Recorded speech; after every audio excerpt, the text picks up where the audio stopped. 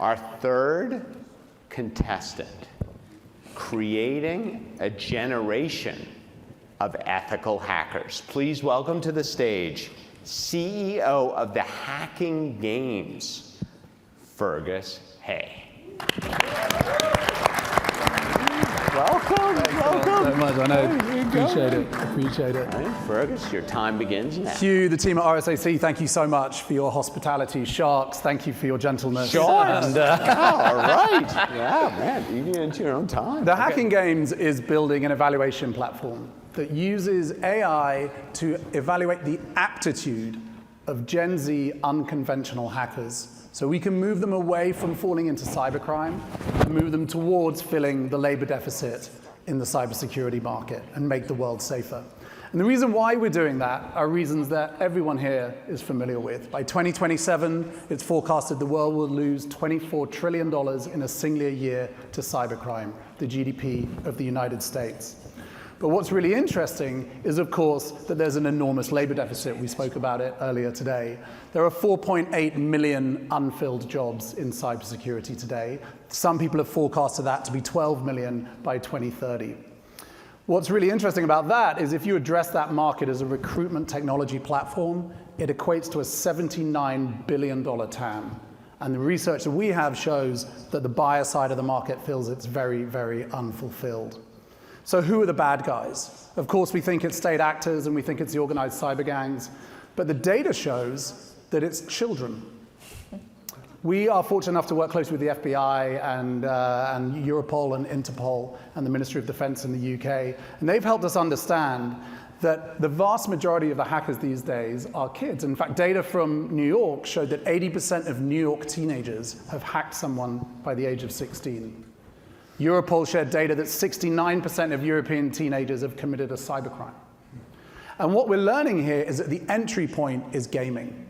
Young age, from 11 years old, they go into gaming, they're using their game theory, puzzle-solving mindsets, and they're searching for cheat codes. And they find cheat codes, and they break the game, and they get in the habit. The unfortunate side of that is that the organized cyber gangs have identified these kids on the gaming platforms, and when they see repetitive cheat code behavior, they groom them onto the Discord, into hacking teams, and these kids are making a lot of money from the age of 14 years onwards. However, we think there's a huge opportunity here. When we went and spoke to the market, we spoke to 100 CISOs and CEOs and government officials. What they told us is they're under attack every day by unconventional, hostile, aggressive actors. But the talent that they get from the industry, although very intelligent, tends to be quite conventional. University educated, government certificate compliances, and a few years as a SOC analyst. They're not thinking like the attackers. And we're fortunate enough to have design partners from the AAA tech companies in the world who are asking us to find them unconventional talent. So how do we go about doing that? Well, the reality is you need to look at the gaming industry.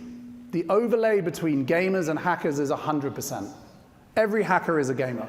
Not every gamer makes it as a hacker. But if you can understand the aptitude of them as gamers, you can understand their puzzle-solving mindset, how they address problems. And then you can build an aptitude profile of these candidates to understand what their pathways are into cybersecurity. And that is our product, Haptai, the Hacking Aptitude AI platform, where we take input data from unconventional spaces, not from LinkedIn, because they're not on it, but we take it from their performance in gaming, esports, vulnerability disclosures, CTFs, bug bounties, and we build an aptitude profile of their capabilities. As you can see from the images, this is a gamified feeling. This is not a corporate platform. It's a platform that enables the individuals to go and identify what kind of gaming persona they are. It enables them to identify their personality, to go through some psychometric testing that's been developed by Oxford University, as well as plug in their actual gaming performances and their gaming platforms of choice. You can see here, we have icons here that represent the different personas and archetypes of the gaming mindset. There are 9 of them, and they correlate to the roles you can have in the cybersecurity industry.